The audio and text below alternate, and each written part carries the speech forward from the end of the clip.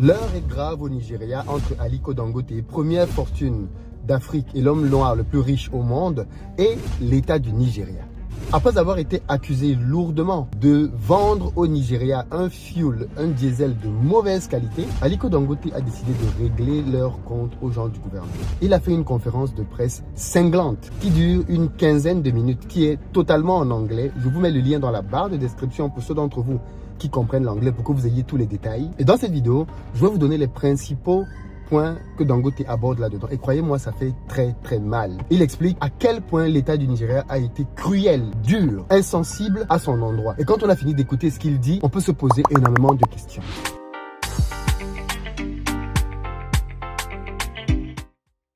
Salut à toi, bienvenue sur ma chaîne. Moi, c'est Philippe Simo. Ici, je te parle de business en Afrique. Donc, si ça t'intéresse, tu t'abonnes. Pour ceux d'entre vous qui, comme moi, voulaient lancer des business pertinents en Afrique, sachez que j'ai créé un événement qui s'appelle Back to Africa qui se tient à Paris les 28 et 29 septembre prochains au Palais des Congrès. Donc, si vous n'avez pas encore pris votre place, c'est le moment de le faire. Nous avons créé une offre spéciale dans laquelle nous vous donnons la possibilité, en plus de votre ticket, de pouvoir réserver votre place pour une masterclass. Oui, nous ouvrons officiellement les portes pour les masterclass. Donc, désormais, si vous voulez avoir une séance d'échange avec Bertin Tchofo, mon mentor, pour parler d'industrie, avec Marc Karine pour parler de business en ligne, ou alors avec moi par exemple, vous pouvez désormais le faire en réservant votre place en masterclass. Ce sont des offres que l'on liquide à 300 € au lieu de 500 €. Donc dans les 300 €, vous avez votre place à l'événement pour les 2 jours et en plus vous avez la place pour une masterclass. Sachant que les places coûtent 400 € et que vous avez les masterclass à 200 €, vous avez donc une grosse réduction de 50%. C'est une offre flash qui ne va pas durer longtemps. Donc si vous n'avez pas encore pris votre place, c'est le moment de le faire. Si toutefois les masterclass ne vous intéressent pas et que vous voulez participer à l'événement quand même, les tickets sont désormais à 250 € au lieu de 400 €. Mais là aussi, on a un nombre de places limité et dans quelques jours, les tarifs vont augmenter. Donc si vous n'avez pas encore votre place, prenez-la dès à présent. Revenons à présent au cœur de la polémique qui enfle de plus en plus au Nigeria. Aliko Dangote a fait une conférence de presse directe. 16 minutes pure égale, pendant lesquelles il dit les vérités. La première vérité qu'il dit, c'est qu'on a refusé de lui donner une licence pour ouvrir cette raffinerie. Est-ce que vous réalisez ça? Dangote a révélé en Mondiovision que la raffinerie pour laquelle on est en train de lui créer des problèmes aujourd'hui, en réalité, depuis le début, l'État du Nigeria a refusé de lui donner une licence. Il rappelle que pendant longtemps, l'État du Nigeria était désespéré d'obtenir une raffinerie à tel point qu'ils sont allés supplier les Sud-Coréens. Ils sont allés supplier ArcelorMittal de venir construire une raffinerie au Nigeria et en contrepartie, ils allaient offrir des puits de pétrole gratuitement aux entreprises qui accepteraient de venir construire une raffinerie au Nigeria. Vous imaginez le niveau de désespoir? C'est-à-dire que le gouvernement avait identifié que la construction d'une raffinerie serait quelque chose de stratégique pour le pays. Ils ne savaient pas comment le faire, ils n'avaient pas les moyens de le faire. Ils ont donc décidé d'aller chercher quelqu'un dans le monde qui pouvait venir accepter d'ouvrir une raffinerie sur place au Nigeria. Et ils ont proposé même d'offrir des puits de pétrole. Les entreprises ont refusé. Dangote dit donc, ok, vous savez quoi? Je vais ouvrir une raffinerie pour résoudre le problème au Nigeria. Deuxièmement, je ne vous demande rien. Je ne vous demande pas de puits de pétrole. Je ne vous demande pas d'avantages particuliers. Je veux juste ouvrir cette raffinerie et régler le problème du Nigeria. Vous savez ce qui se passe? On refuse la licence à Dangote. Qu'est-ce qui se passe dans la tête de certains dirigeants africains? On est prêt à tout donner à un étranger. Dangote dit je vais le faire. Non, on lui refuse la licence. Il dit qu'il a dû faire intervenir le président Goodluck Jonathan pour mettre la pression pour qu'on accepte enfin de lui donner une licence de pouvoir ouvrir sa raffinerie. Et même au moment où je parle, Dangote n'a pas encore toutes ses licences. C'est ahurissant. Mais voilà la première révélation que Dangote a faite. Il n'a pas encore toutes ses licences.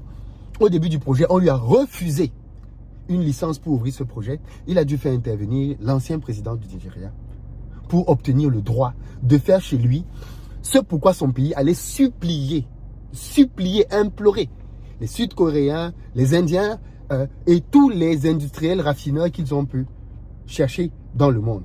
En réalité, Dangote le dit, cette raffinerie devrait être une fierté. L'Angola, c'est un gros producteur de pétrole. Il dit que ça fait 20 ans que l'Angola essaye d'avoir sa raffinerie. 20 ans, l'Angola n'y parvient pas. Il dit ça fait 15 ans. Enfin, il donne des pays, il donne le nombre d'années, ils n'y sont pas parvenus. Et il dit qu'en Afrique, il n'y a que 2 pays qui ont une production de pétrole conséquente et qui ne font pas appel à de la raffinerie extérieure. Ce sont l'Algérie et la Libye. Mais il dit le reste des pays africains font appel à de la raffinerie extérieure. Et lui, il vient donc pour régler ce problème-là. Il vient pour régler ce problème et on lui dit, toi, tu sais quoi, on ne te donne pas la licence. D'ailleurs, même tu en es incapable. Deuxième révélation de Dangote, on l'accuse de vouloir avoir un monopole. Comme on n'a pas pu l'empêcher de lancer la raffinerie, on veut l'empêcher de la faire fonctionner. Donc maintenant, ce qui est drôle, c'est que, entre-temps, il y a eu plusieurs présidents nigérians qui sont passés. Mais la constance est la même. L'agence de régulation, à chaque fois, met les bâtons dans les roues à Dangote. Cette fois-ci, l'agence de régulation dit, le fioul de Dangote est de mauvaise qualité. Incroyable. On dit que il n'y a que Dangote, donc, avec sa raffinerie, qui va pouvoir livrer au pays du pétrole raffiné. Ça le met en position de monopole. Waouh! Dangote répond en disant, d'abord, c'est faux parce que le gouvernement lui-même a 4 raffineries. Donc, en réalité, il n'est pas en situation de monopole. 2, le gouvernement a plus de moyens que lui. 3, le gouvernement travaille à faire fonctionner ses raffineries. Donc, quand les raffineries du gouvernement vont fonctionner, Dangote ne sera plus la seule raffinerie. Il y en aura 5. Donc, pourquoi on dit qu'il est en situation de monopole alors que le gouvernement a déjà lui-même 4 raffineries? Mais deuxièmement, j'ai envie de poser une question simple. Quand l'État du Nigeria allait supplier Métal, allait supplier les Coréens, ils allaient venir ouvrir une raffinerie, n'est-ce pas? Et à cette période, le gouvernement du Nigeria lui-même n'avait pas de raffinerie. Il n'allait pas avoir un monopole. C'est-à-dire que là encore, ça n'aurait pas dérangé le gouvernement nigérian que des Coréens aient le monopole. Ça ne les aurait pas dérangés que Métal ait le monopole. Ce qui les dérange, c'est que Dangote, un enfant du pays, lui ait le monopole. Alors que dans son cas, en réalité, il n'est même pas dans le monopole. Du coup, qu'est-ce qu'ils disent? Pour que Dangote donc ne soit pas en situation de monopole, ils vont continuer de faire des importations. Voilà donc leur manière de combattre le monopole de Dangote. Voilà pourquoi je vais vous faire une autre vidéo dans laquelle je vais vous expliquer pourquoi le communiqué pondu par le gouvernement du Nigeria à l'endroit de Dangote, ce n'est pas une si bonne nouvelle que ça. Parce que j'entends partout dire oui, Tinubu est intervenu pour Dangote. Quand on va analyser ce qu'ils ont donné à Dangote et au reste des acteurs, vous allez vous rendre compte que ce n'est pas une si bonne nouvelle que ça. Troisième révélation de Dangote, il a déjà remboursé près de 70% du financement dont il a eu besoin pour lancer cette raffinerie. Pourquoi? Parce que Dangote rembourse le financement de cette raffinerie. Même pendant le Covid, il a remboursé. C'est-à-dire que même quand tout était fermé, ils étaient tenus à la gorge. Ils ont remboursé l'emprunt qu'ils avaient fait pour construire la raffinerie. Vous imaginez ça? C'est de la folie. Dangote a tout fait à ce moment-là. Quatrième point, le fuel de Dangote est excellent. On a accusé Dangote en disant que le diesel qu'il mettait sur le marché était de mauvaise qualité. Mais en fait, Dangote a expliqué ce qui s'est passé. Quand vous construisez une usine, vous avez une première étape qu'on appelle le commissioning, qui est la mise en service de l'usine. C'est une étape très sensible. C'est un peu comme si vous construisez, vous assemblez plein de câbles, plein de tuyaux, vous mettez plusieurs corps du temps ensemble, électricité, plomberie, et vous appuyez sur un bouton pour voir si ça va marcher ensemble. Tous ceux qui ont déjà fait un peu de bricolage, par exemple dans le domaine de la plomberie, vous savez que quand vous finissez d'installer des tuyaux et que vous allez ouvrir le robinet, l'eau qui sort au début est généralement de mauvaise qualité. Pourquoi? Parce qu'elle est en train de rincer les tuyaux qui étaient sales. Tenez-vous tranquille, le gouvernement du Nigeria est allé prendre cette partie-là pour dire que voilà le fuel que Dangote veut mettre sur le marché. Est-ce que c'est sérieux? Ils vont prendre le fuel de Dangote à un moment là où il n'est pas encore opérationnel, à un moment là où il n'est pas encore au top de sa forme pour dire voilà le fuel que Dangote veut mettre sur le marché, il est de mauvaise qualité. C'est-à-dire une tentative de sabotage. Dangote dit que maintenant donc que les phases de démarrage ont été faites, Maintenant que l'usine tourne, on peut venir pour prendre son fuel, soit à la station-service, soit directement dans son usine et on va l'examiner. Son fuel est de loin bien meilleur à tous les fuels qu'il y a sur le marché nigérien. Et puis il a posé une question que j'ai quand même trouvé pertinente. Dangote aujourd'hui, on le sait, il vend son fuel aux Américains, il vend son fuel en Europe. L'État du Nigeria veut dire que lui, il est plus exigeant que les Américains et les Européens. C'est ça qu'ils veulent nous faire croire. Parce que si les Américains achètent le fuel de Dangote, si l'Union Européenne achète le fuel de Dangote, c'est bien que la qualité de ce fuel-là est bonne et assez bonne pour entrer sur ces marchés-là. Donc le fuel de Dangote est tellement bon qu'il entre aux États-Unis, il entre dans l'Union Européenne, mais il n'est pas assez bon pour entrer au Nigeria, pour servir le Nigeria. C'est de qui on se moque. Les gars ont juste des idées de finir avec Dangote et tous les prétextes qu'ils vont trouver sont bons pour essayer de l'accuser de quelque chose. D'ailleurs, Dangote a posé une question. Le régulateur qui dit que son fuel est mauvais, il l'a testé où? Puisque le régulateur au Nigeria n'a pas de labo.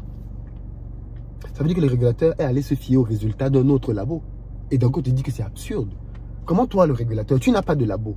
Tu vas demander à une partie impliquée de te donner les résultats de l'analyse de son concurrent. Incroyable. Cinquième révélation, Dangote nous révèle donc que, en réalité, il y a une mafia au Nigeria dans laquelle des membres de l'organe de régulation sont impliqués. Certains ont même dit que les enfants de Tinubu, le président, sont impliqués là-dedans. De quoi il s'agit? C'est une mafia dans laquelle les gens au Nigeria, plutôt que de construire une raffinerie au pays comme Dangote l'a fait, sont allés acheter une raffinerie à Malte. Et qu'est-ce qu'ils font donc? Ils prennent le fioul du Nigeria, ils l'envoient à l'étranger, ils le raffinent eux-mêmes à Malte et ils renvoient ce fioul de mauvaise qualité au Nigeria. Au final, tout ça pour s'enrichir et ne payer aucun impôt, aucune taxe, aucune douane à l'État du Nigeria. Voilà donc le système que Dangote est venu aussi mettre à nu dans cette conférence de presse, que je vous invite à aller écouter pour ceux d'entre vous qui comprennent l'anglais. Ça passe vite, c'est 15 minutes, mais vous allez apprendre beaucoup de choses. Sixième chose, et ça fait plaisir à entendre, il a dit qu'il n'a peur de personne. Et qu'il est prêt à combattre tout le monde, y compris le président, qui que ce soit. Il n'a peur de personne. Il a dit parce que lui, il est croyant, il croit en Dieu, et il n'a peur d'aucun homme. Donc ça inclut Tinubu, ça inclut tout le monde. Qui que vous soyez. Et il a dit, je n'ai pas peur de vous. Je me battrai jusqu'au bout. Et quand c'est l'homme noir le plus puissant de la planète qui dit ça, tu as intérêt à réfléchir si tu veux te mettre sur son chemin. Septième et dernière révélation que Dangote fait ici est très triste, c'est qu'il dit qu'il a décidé d'abandonner son projet de construction d'une aciérie. L'aciérie, c'est une usine qui permet de faire de l'acier. L'acier est à la base de l'industrie lourde. Et ça m'a fait tellement mal pour le Nigeria et pour l'Afrique, parce qu'il voulait faire une aciérie de 5 millions de tonnes en capacité. Et il a dit, je les vois déjà venir. Il a dit en fait, nous sommes lancés, mon groupe et moi, dans la réalisation de 31 projets majeurs. Et dans les 31 projets, nous n'avons réalisé que 3 pour le moment. Donc il y a 31 projets.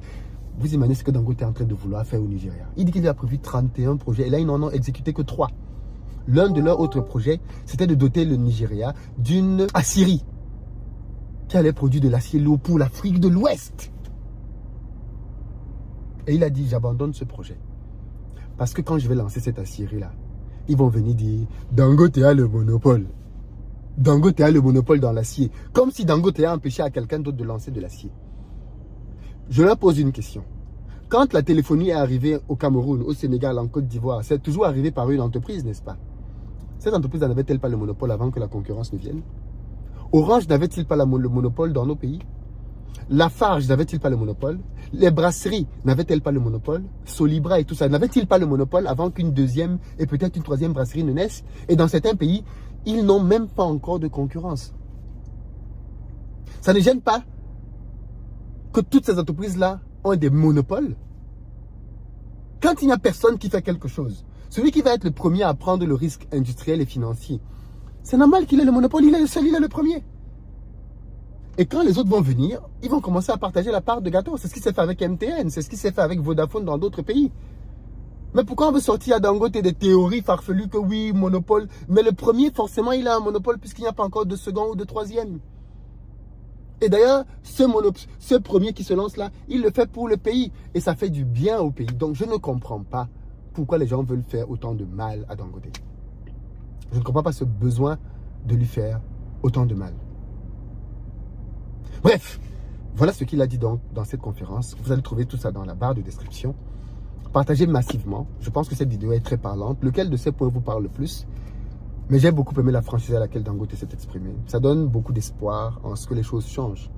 Et que même quand vous avez de l'adversité face à vous, il y a toujours quelqu'un dans le système qui peut vous donner un coup de main. Parce qu'il y a des gens qui vont dire, oui, mais Dangote, regardez comment Dangote souffre. Qui vous a dit que ça va être facile? C'est difficile pour tout le monde, mais il faut se battre. Il faut se battre comme Dangote jusqu'au bout. Et à la fin, on aura la victoire. Donc bravo Dangote, et que ceci ne vous décourage pas. Apprenez plutôt de la résilience de Dangote, de sa force à continuer de se battre. Et sachez que dans le système qui vous combat, il y a toujours des gens là-dedans qui ne sont pas d'accord et qui sont toujours prêts à vous tendre la main pour vous aider. Et c'est ça qu'il faut retenir de positif. Bon les amis, allez, prenez vos places pour Back to Africa. Ça va être une édition exceptionnelle cette année. Bénéficiez des tarifs promotionnels. Peace. Pour ceux d'entre vous qui veulent faire du business en Afrique comme moi et développer des revenus, vous devez absolument être à Back to Africa, l'événement que j'organise à Paris les 28 et 29 septembre prochains au Palais des Congrès. Il s'agit d'un événement au cours duquel je vais vous partager tous les business que vous pouvez lancer en Afrique tout en vivant en Europe.